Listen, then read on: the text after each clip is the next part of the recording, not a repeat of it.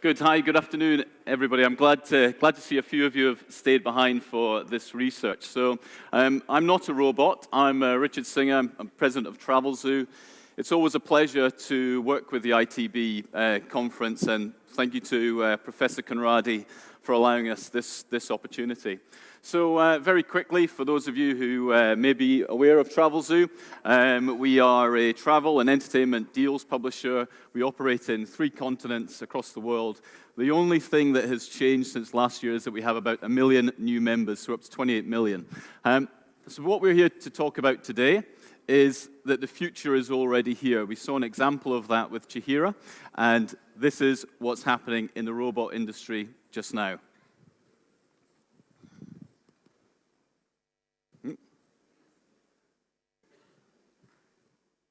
See if it's clicking. Is it coming on? It's a video.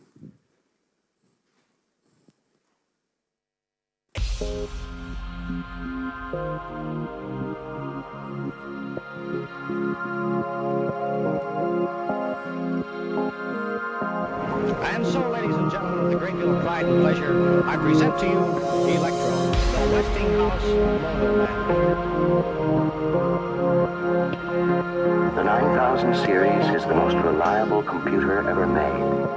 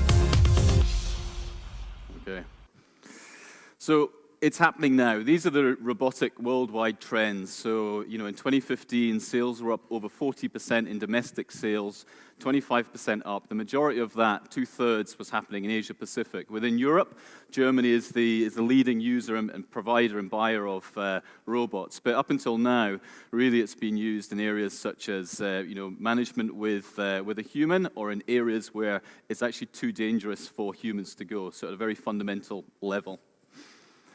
But we also know that robots polarize. So when we did this research, it was quite clear as to how people were feeling about it. Somebody like Stephen Hawking, who's a pretty clever guy, has some strong views around this, that full artificial intelligence could actually bring the end to the human race. But also, there's another balance by saying somebody like Sheryl Sandberg from Facebook, who are clearly a big proponent of this, with Mark Zuckerberg and his goal of having a personal robot by the end of this year, that robots and artificial intelligence will not see the end of face-to-face communication.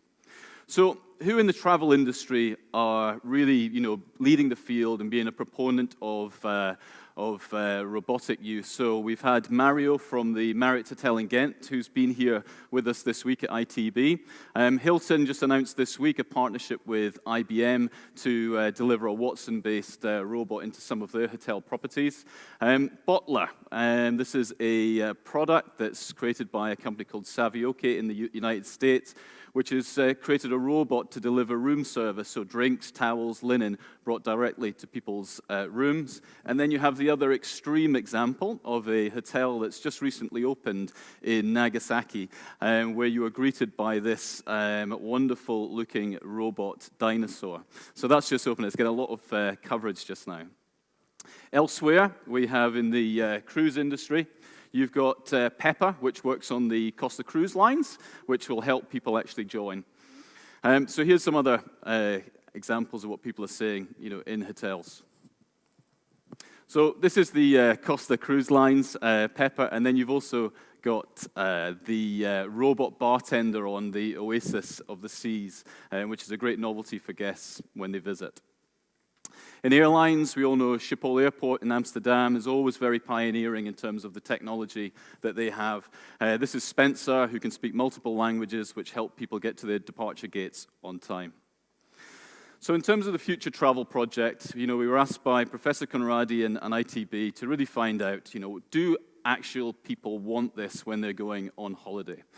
So to answer those questions, we conducted a research campaign. This was over 6,000 people. We worked in conjunction with Norstad Research, and we covered North America, so United States, Canada, 4 countries within Europe, Germany, France, the UK, and Spain, also Japan, China, and Brazil, to really try and understand essentially 3 different things. What was the fear of robots? How did they feel about them in general?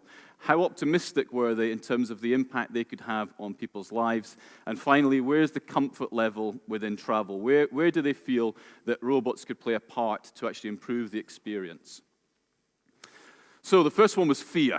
Okay, this is about how scary people find robots. Does that exist? Have they been watching too many movies? Well, actually, 39% expressed the emotion that it was scary. The Chinese, which might come as a little surprise, are the least scared of robots. Women, slightly more scared than men. And under 35, surprisingly, were more scared, but actually still feel very positive about the use of robots in the future. So we've now termed this word roboptimism, okay, which might not mean too much to you, but it's the opposite of robophobia, or robophobie, as you may say here in Germany. But this was the real strong trend that came out of this research. Nearly 80% of people felt that by the year 2020, robots would play a big part in their life. 73% think they will improve their lives, and 4 in 5 people in Japan and Spain were very optimistic. And you can see there, 97% of the Chinese population who we surveyed were very positive, and in Brazil, very close behind, 85%. So the overwhelming feeling towards robots was positive. But how comfortable are they with robots in travel? So they're used to them in manufacturing, engineering, healthcare, but what about the industry that we work in today? So these were the people who said that they were either fairly comfortable or very comfortable. And you can see that China leads the way. What might be slightly surprising here is Japan, much closer to the lowest group, considering that they're the biggest proponents of it. But can anybody guess where Germany resided? There is a clue in the graph. Right at the bottom, the most reserved and pessimistic, and how they feel about robots and their use within the travel industry. However, overall, the advantages clearly outweigh the disadvantages. The advantages, which we've already heard today: faster data, they don't tire, they don't get jet lag, multilingual, they save time, good recall, good efficiency. And then the disadvantages at the very top: removes jobs, becomes impersonal, cultural nuances. So the Brits, they were very kind of concerned that robots wouldn't get our sense of humor. So there was a very much an irony thing around that. Lack creativity, and if we have dependencies on robots, then they might just simply make us lazy. But overwhelmingly, advantages are much more positive. So coming on to some specific sectors. This is a scenario. You arrive at your hotel, 83% of people preferred a human receptionist over a robot to greet them. However, if the receptionist lacks competency, the paradigm completely shifts towards the robot. So there is a level of service which people expect, and there's a tipping point through which they'll accept a robot to actually do that. And I think probably most of us who are checking into hotels during ITB this week will have been greeted by a very long, inefficient queue. In terms of robot receptionists, 18% of us just would simply not accept a robot under any circumstances.